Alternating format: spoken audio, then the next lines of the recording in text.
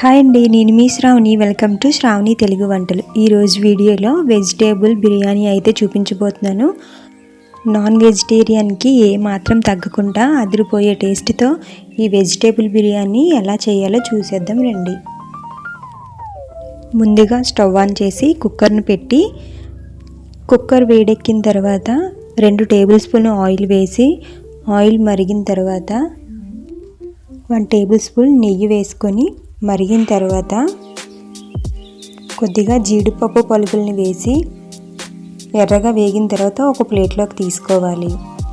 తర్వాత ఒక బిర్యానీ ఆకు, సాజీరా, దాల్చిన చెక్క, లవంగాలు, మిరియాలు, యాలకులు, కొద్దిగా కస్తూరి మెంతి వేసి కొద్దిగా ఉల్లిపాయ ముక్కలు, క్యారెట్ ముక్కలు, అలాగే బంగాళదుంపల ముక్కలు, బీన్స్ ఉంటే బీన్స్ కూడా వేసుకోవచ్చు, 4-5 పచ్చిమిర్చి ముక్కల్ని వేసి బాగా కలుపుకొని మూత పెట్టుకోవాలి. ఇప్పుడు 2 నిమిషాలు అయిన తర్వాత ఒకసారి కలుపుకొని ఒక టమాటీ తరుగుని వేసి బాగా కలుపుకోవాలి. ఇప్పుడు 2 టేబుల్ స్పూన్లు అల్లం వెల్లుల్లి పేస్ట్ వేసి పచ్చివాసన పోయినంత వరకు వేగించుకోవాలి. ఇప్పుడు కడిగిన 2 గ్లాసుల బాస్మతి రైస్ను వేసి ఒకసారి కలుపుకొని ఒక గ్లాసుకి 2 గ్లాసుల చొప్పున 2 గ్లాసులకి 4 గ్లాసుల నీళ్ళు వేసుకోవాలి.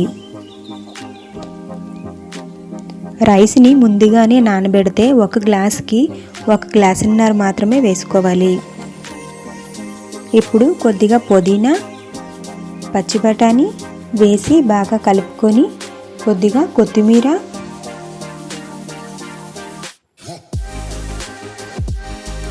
సరిపడా సాల్ట్ వేసుకొని బాగా కలుపుకొని సిమ్లో పెట్టుకొని 15 నిమిషాల వరకు ఉడికించుకోవాలి.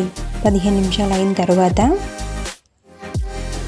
నెమ్మదిగా కలుపుకొని కొద్దిగా చల్లారిన తర్వాత ఒక ప్లేట్లోకి తీసుకొని జీడిపప్పు, క్యారెట్తో గార్నిష్ చేసుకుంటే ఎంతో టేస్టీ అయిన ఈ వెజిటేబుల్ బిర్యానీ అయితే రెడీ అయిపోతుంది.